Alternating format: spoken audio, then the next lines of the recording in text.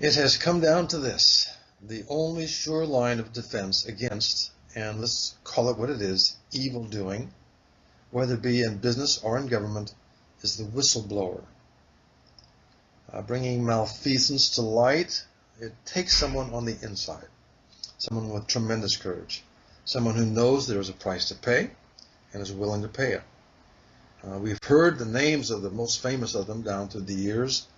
Here in the United States, Deep Throat, that was W. Mark Felt, who caused Richard Nixon to resign.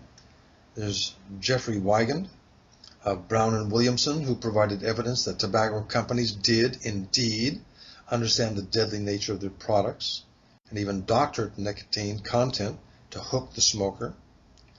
And there's Sharon Williams of Enron, who uncovered that company's elaborate accounting hoax.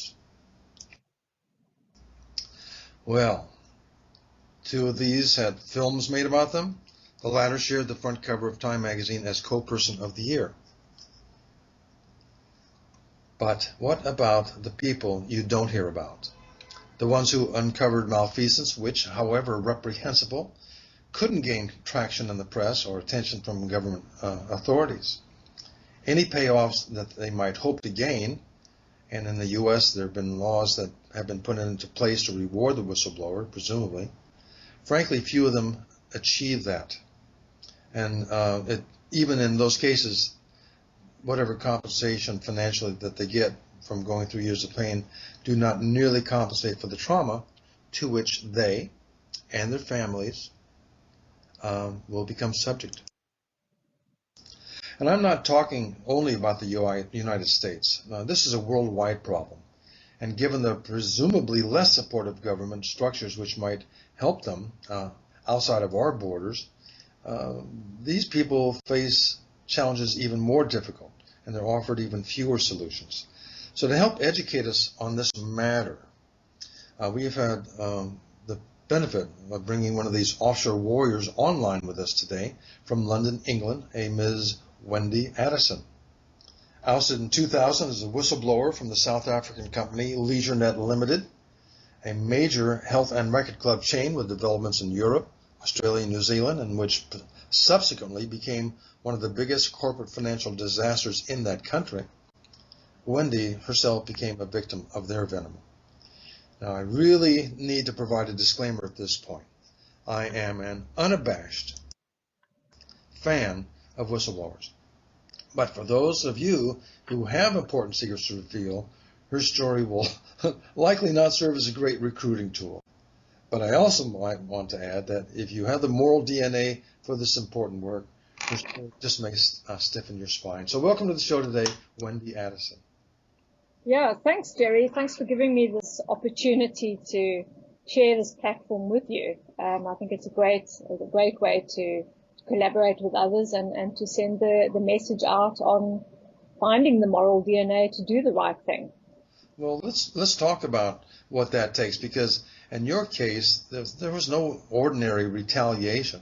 You not only had the potential of losing your livelihood, which you did, but also there were threats on your life, all because you were willing to tell the truth and to report corruption. So tell us a bit about that experience. Yes, indeed. As you may be aware, life is pretty cheap in South Africa. To hire someone to get rid of an individual that's seemed to be causing trouble or seeming to be trying to change the status quo, it's easy to employ someone to have them taken care of.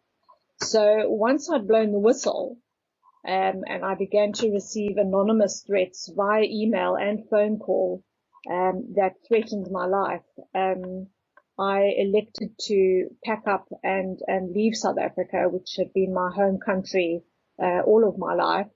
I had a 12-year-old son at the time, and I elected to leave South Africa to put myself into self-imposed exile in the UK. Well, and it wasn't exactly a welcome haven, because I understand that you were dismissed from your role as group treasurer at the famous Virgin company in 2001 by none other than Sir Richard Branson, when he discovered that you were horrors a whistleblower famous for having brought down LeisureNet. How did that come about, and why weren't there protections in place for you? Well, this is an interesting issue here, Jerry, and I still remain confused as to how this unfolded. Richard Branson, or the Virgin Group, actually ultimately bought the health and racquet clubs in South Africa. So once they had liquidated, Branson then acquired the 85 gyms in South Africa. Separate to that, I was employed via a recruitment agency to be the group treasurer of Virgin, which meant I sat in the head office directly below Richard Branson himself. I'd been there for 6 months. It was a very pivotal role. I got paid a very good salary, went through all the tick box checklists of job appraisal. Everything was hunky-dory. And within a week of the job appraisal, I was called to the HR office and told, we have a problem with you in that we think you think your job is more important than we believe it to be, which was a very strange, unfounded comment to make, because I did believe it was a pivotal job role. Well, I have to remark on that. So what you're saying is they said to you, you obviously think your job is more than what we think your job is. So my interpretation is you're a cog in this wheel, and you're supposed to keep the machinery going, not add some sand to it. Is that what they were saying to you? Correct. That's absolutely the way I took it, but it didn't make sense to me at the time. They then literally had me marched off the premises with a security officer. So I was physically removed from the head office.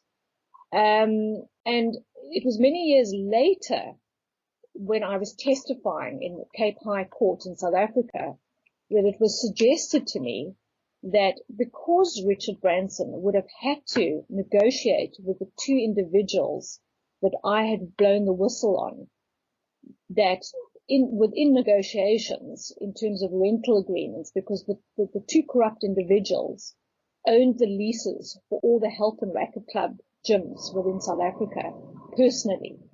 So Branson would have had to negotiate with them, and within that negotiation there was a suggestion that the two corrupt individuals had said, oh, you've got Wendy Addison as your treasurer, you either get rid of her and we don't continue this negotiations, or simply get rid of her, she's a troublemaker.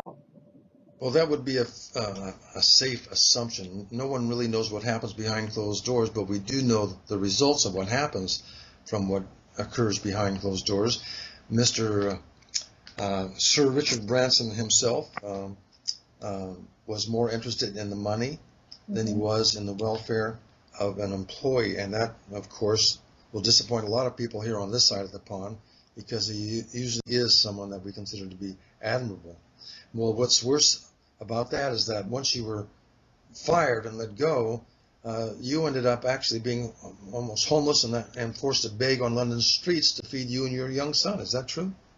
That is correct. I think the damage psychologically and emotionally post blowing the whistle and being on the receiving end of unbelievable vitriol, and then being fired in a very Kafkaesque way from Virgin, had me completely destroyed. It was literally the straw on the camel's back.